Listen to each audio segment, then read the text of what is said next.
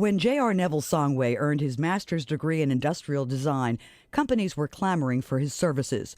But he turned them down for the chance to launch his own company in a converted 19th century firehouse in Pawtucket. I think it was the most difficult decision I made in my life because I was turning out certainty and chose uncertainty.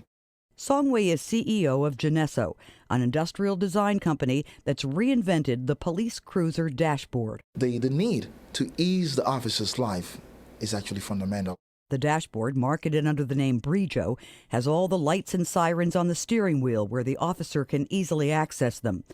The computer keyboard, which can become a projectile in traditional cruisers, is securely tucked in the middle of the dashboard and equipped with a swivel function. In the next 5 years, we should at least have established ourselves, breaking even in the third or fourth year, being able to at least have hired 100 people, being able to have sold not less than 1,500 Brijo into law enforcement cars. Songwe is a charter member of a growing industrial design community in Rhode Island.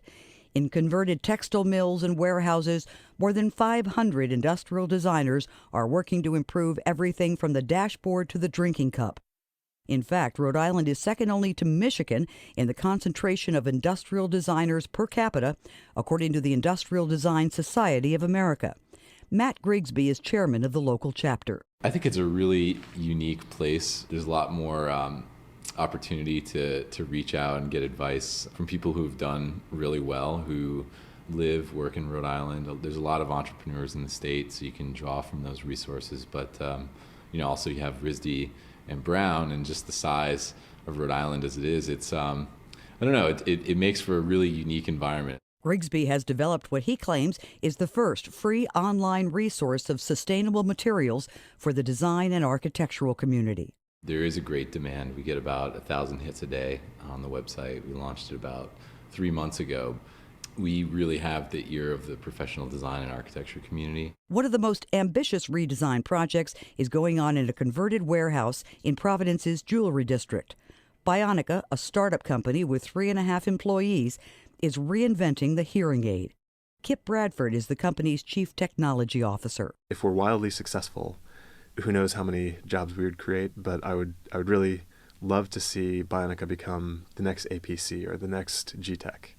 We have a really innovative product design. We have, I think, cutting-edge research.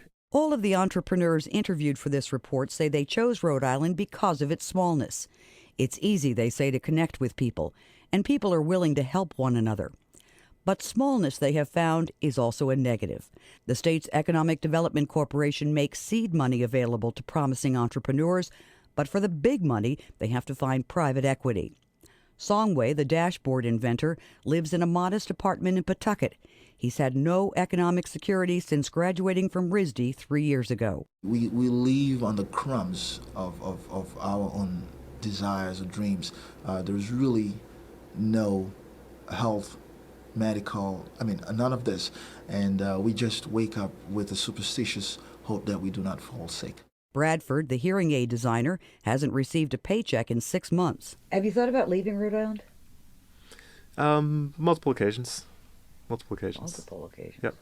State Economic Development Director Saul Kaplan has made funding a top priority, but it's a tough sell in a state with an historic budget deficit. Well, it's a tough economic situation right now, and people are really struggling with that. This is exactly the time that we need a very clear vision for the kind of economy that we can create here in Rhode Island, our economic future. Kaplan envisions an economy where 60% of the workforce earns more than the national average, and where entrepreneurs thrive. I'm most excited about all the energy that I see around the state when I go out and see all of the innovators across our state and across the economy. There's a lot of really energetic activity in the information technology and digital media space, in the design community, in the health and life sciences community. These are good, high-wage sectors that if we can grow and can strengthen our position there, can be the basis upon a much stronger Rhode Island economy, one where there are higher wage job opportunities for all Rhode Islanders. Kip Bradford, the hearing aid designer,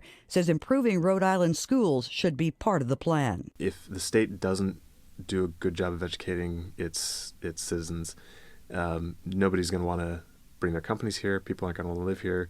And Rhode Island's not going to establish the critical mass necessary to really foster an entrepreneurial community.